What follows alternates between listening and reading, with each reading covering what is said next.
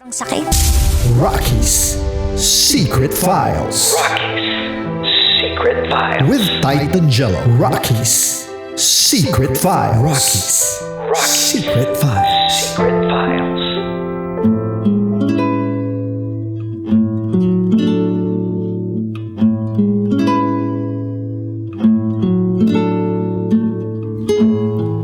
And we're back. Kasama nyo pa rin si DJ Rakitera. At DJ Titan Jello. And this is Jessica's Secret File.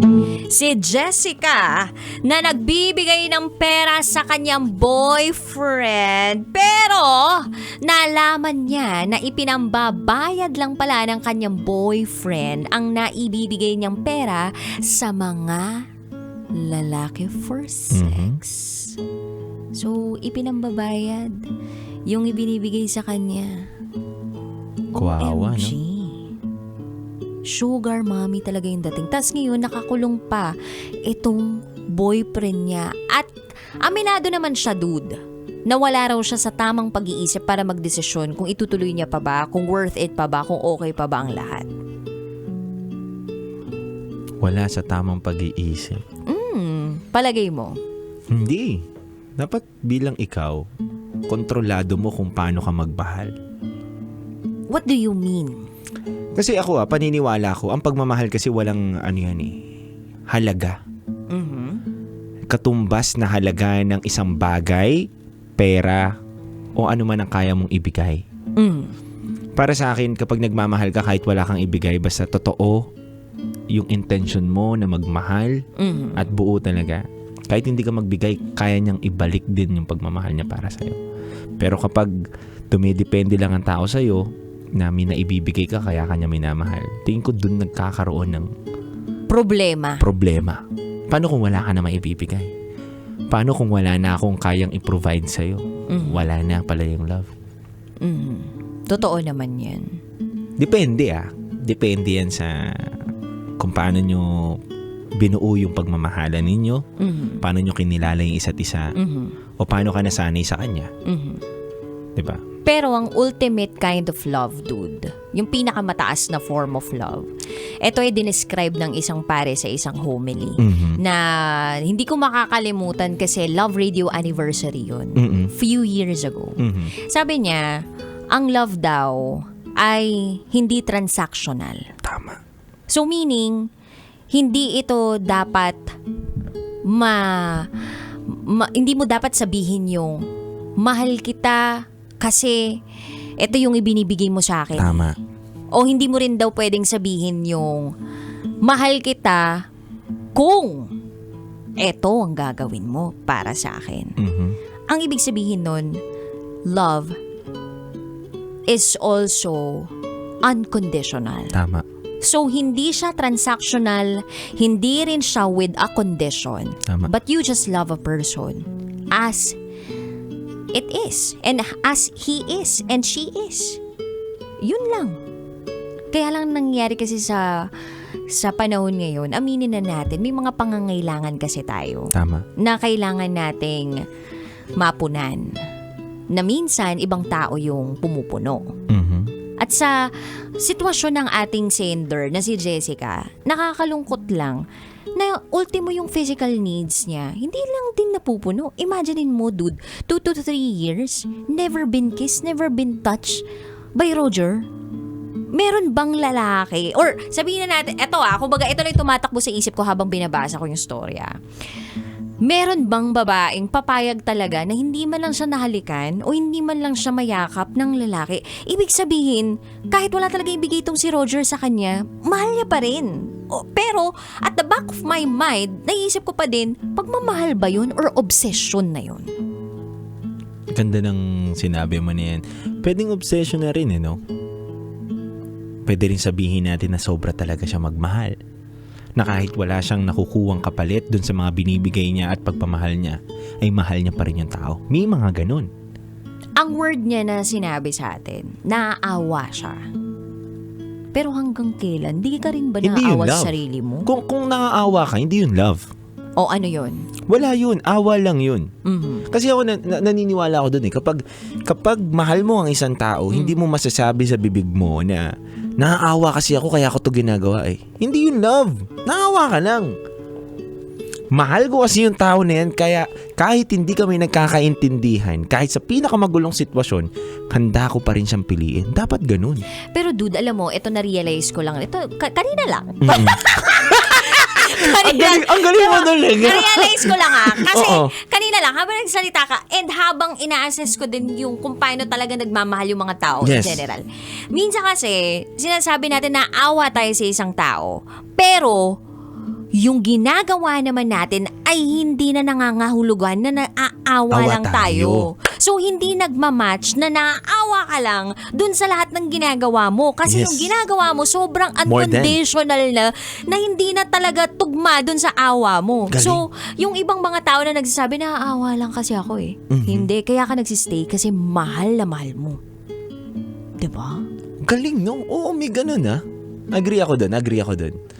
May mga tao nga naman na sinasabi lang nila na naaawa sila pero totoo mahal nila. Ba't di ka makalet go? Kasi kung naaawa ka, dude, bigyan mo siya ng pera, tapos alis ka na talaga, huwag ka nang magparamdam sa kanya. And pwede rin naman act of love din yun eh. Yung pag-let go ng taong yun.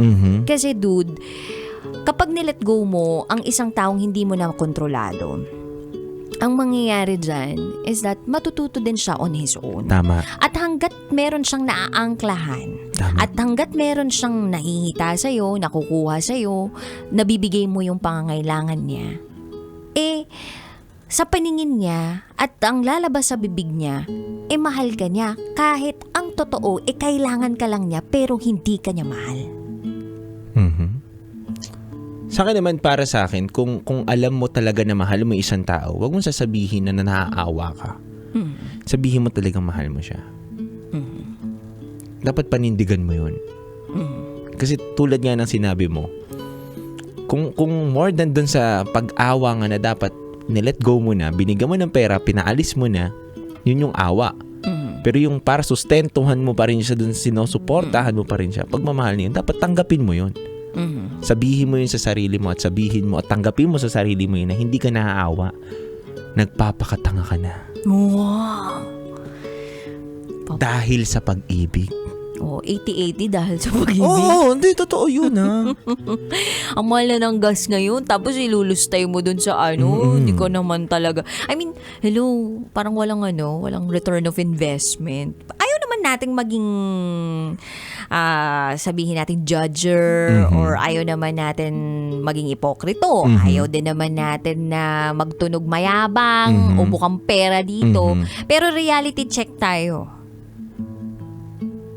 A relationship works if two people work it out. Hindi pwedeng isang tao lang. Kailangan dalawa kayo umaambag para mag-grow, Yes. mag-bloom ang inyong relasyon. Yes. Sa relasyon ni Jessica tsaka ni Roger, parang si Jessica lang talaga yung lumalaban.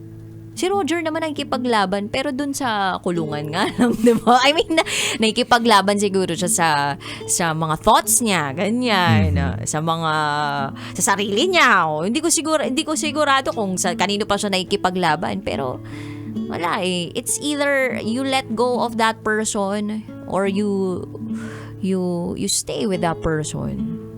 Pero ako, pinaka hindi ka matatalo kapag pinili mo yung sarili mo. Tama. Yun lang. Ikaw ba? Ako, hanggang kailan mo ba ipaglalaban yung taong hindi ka naman kayang ipaglaban? Yun. Hindi, pinaglalaban naman siya. Pinaglalaban saan? Pinaglalaban. Sabi pa nga sa kanya ni Roger, baby, isama mo ako, magsisimula tayo uli. Mananiniwala ka ba na magsisimula sila uli pagdating ng panahon na makalaya siya? Hindi. O bakit hindi ka naniniwala? Kasi, ginamit na siya nung uni. Para saan pa? Bakit kasi hindi in-invite si Jessica doon sa mga panahong gumagawa sila ng mga videos ng lalaki? Di ba? Di sana nakapag sila. Nakapag 3 nagkagusluhan sila. Baka yun talagang kinakasama ng loob ni Jessica, no? Never been touched, eh. Alam mo yung sinabi nung guy kay girl, ano na lang yun eh. Parang naghahanap na lang siya ng mapupuntahan niya para makapag-umpisa ulit. At alam niya, yung tao na yun, ito yun si Jessica. Ganun siguro kayong mga... Hindi, aminado ko, may mga ganung lalaki. Na kapag wala na silang pupuntahan nila yung taong alam nilang kaya nilang manipulahin, mabola. Totoo yun. Nangyayari yun. Minsan yun yung kahinaan ng isang lalaki. Lalaki? Oo, totoo. May kahinaan kami mga lalaki. Na kapag alam namin, kasi hindi namin pinapakita namin na strong kami, pero sa totoo, hindi naman talaga. Facade nyo lang yun. Yes. Taray, no? Spell facade. Yun ba yun? Yung palungkot? Pader. Ganun? Pasad! Dude, pasok yung joke ko doon. Pasad, di ba? Huwag kang palungkot. Pasad ka masyado. Pasad ka. Tapos dumikit ka sa pader. Oh, Yan. Pasad. Pasad. Oo, sad. Pader. Tapos sad ka. Kainis. Oy, pero may gusto mag-comment ha. Pwede ba sige. natin itong basahin? Basahin natin. Ang masasabi ko lang, Ate Jessica, tama ka. Wala ka pa talaga sa tamang pag-iisip para magdesisyon for your situation. Ang kailangan mo sa ngayon is maklaro mo ang utak mo at magpakalayo-layo ka para mabigyan mo ng oras ang sarili mo na makapag-reflect. Once you feel na nasa tamang estado ka na ng pag-iisip, that's the time na pag-isipan mo na kung kaya mo pa talaga magstay sa kanya despite sa kababuyang ginawa niya sa iyo. Check mo din if deserve niya pa rin ba ng second chance. I believe the way you presented your story, parang you know naman how to handle those things. Pati ang katangahang ginawa mo for love. So pray lang mabigyan ka ng wisdom and additional guidance sa tamang desisyon na gagawin mo. Pero kung ako yon, ayoko na. Hindi ko deserve ang ganyang treatment. Kaya mo yan, and God bless you from Chris John Bellones II. Ganda na sinabi. Totoo. In fairness naman, hi din po kay Gab Pausingha na nakikinig ngayon, nanonood, Darwin Rosel and Jonah Soriano. Mabuhay po kayong lahat. Dude, ano talagang malupit ang masasabi mo kay Jessica? Is it a yes, stay ka pa? Or no, let Mahalin go? mo na ang sarili mo. Yun. Let go mo na yan. Ayan na, nanggaling na kay Titan Jello Pero kapag nagstay siya, mga ilang buwan na lang sila tatagal. Wala na. Tatagal sila mahaba. Oo, mahaba pa yun. Kapag nag-stay siya, tatagal pa yun. Tapos, Lalo na kung kaya pa siyang manipulahin din ng tao. Hanggat na napipiga pa siya yun at na maninipula pa. Pero alam niya na magiging toxic na yun. Oo.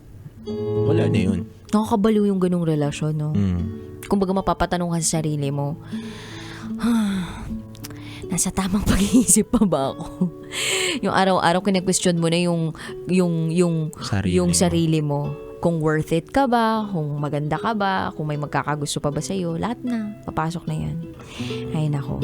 Anyway, kabisyo, gusto naming pasukin nyo kami, pero pasukin nyo ang aming email account para makapag-send ka ng inyong storya para sa secretfile@raketera@gmail.com. Kami po'y magbabalik ni DJ Titan Jelloc at nakapiling nyo po, DJ Raketera. DJ Titan Jello. At kayo nakatutok sa 90.7 Love Radio. Kailangan pa bang i-memorize yan? Basic! This is Jessica's Secret File. Metro's number one, Love Radio. Basic!